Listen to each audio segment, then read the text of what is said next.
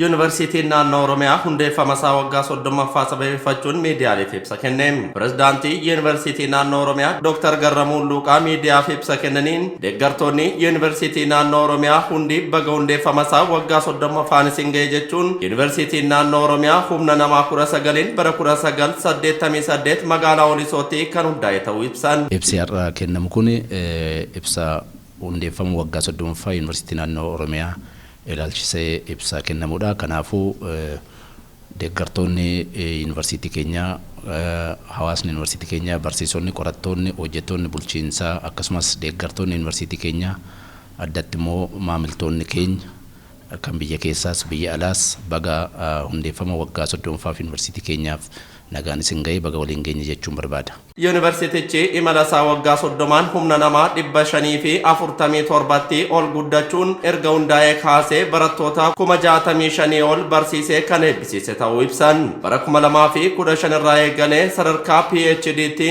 leenjii kennaa jiraachuu himan. Yuunivarsiitiin naannoo Oromiyaa bara 1996tti kolleejjiitti kan ol guddatee fi bara 2009tti moggaasa maqaa Yuunivarsiitii naannoo Oromiyaatti guddachuu himuun Yuunivarsiitiin naannoo Oromiyaa hojii baruu barsiisuun cinaatti tajaajila hawaasummaan ijaarsa mana harka qalleeyyii raawwachuu, barattoota meeshaalee barnootaa fi nyaata barattootaan tumsuu, maatii HIV miidhaman deeggaruu, dubartoota harka qalleeyyii leenjisuun hojii uummatan irratti maallaqaan deeggaruu fi tajaajila hawaasaa kanneen biroo kennaa jiraachuu ibsan. Yuunivarsiitiin keenya waggaa 30 har'aa sadaasa 1988 wiirtuu leenjii xiqqoo fakkaatu tokkorraa Walisootti bu'uureeffame jechuudha.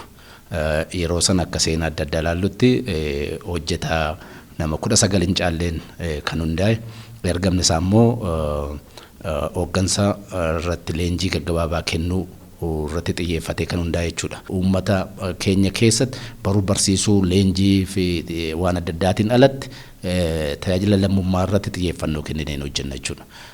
Isa kana waan lama sadiitiin kaasuu dandeenya. Tokkoffaa mana harka qalleeyyii waggoota arfan darbaniif magaalaa Baatuu keessatti harka caalaa waggaa waggaatti yoo xiqqaatee mana tokko yookaan mana lama ijaarree kennina. Dubartoota harka qalleeyyii adda baasnee waggaa waggaatti maatii 15 ta'aniif qarshii xixiqqaa harkatti itti kennuutu hin ta'in piroojeektiin yuunivarsiitii waan ta'eef beekumsi waan as jiruuf piroojeektiin identified ta'ee isaanuma faana jechuudha. Isaaniin mariisamee maalirratti hojjechuu dandeessu jedhamee adda bahee leenjiin irratti kennamee filannoo isaanii irratti hojii xixiqqoo fakkaattee garuu jireenya isaanii jijjiiru irratti waggoota 3 yookaan 4 darbaniif hojjenne.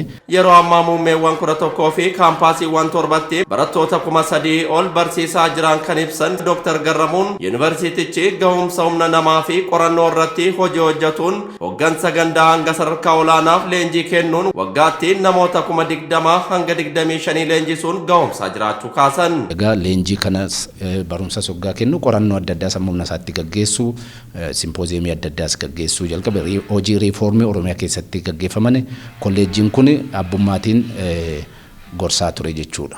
Abbummaatiin gorsa adda addaa kennaa ture.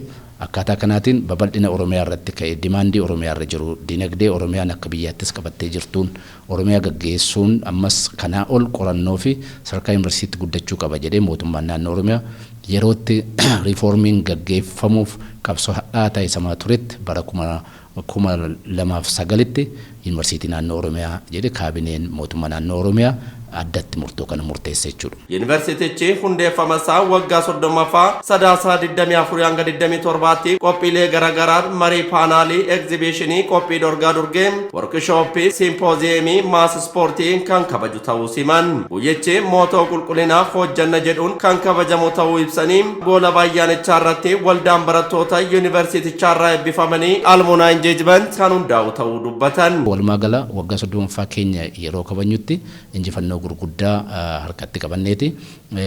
Bakka gahuu qabnurraa garuu hedduu fagaannee kan jirruuf ganaa kana caalaa hojii gurguddaan akka nu eeggatus beekneeti kabajna waan ta'eef ibsuma gabaabaa kana kennuu barbaadeen galatoomaa.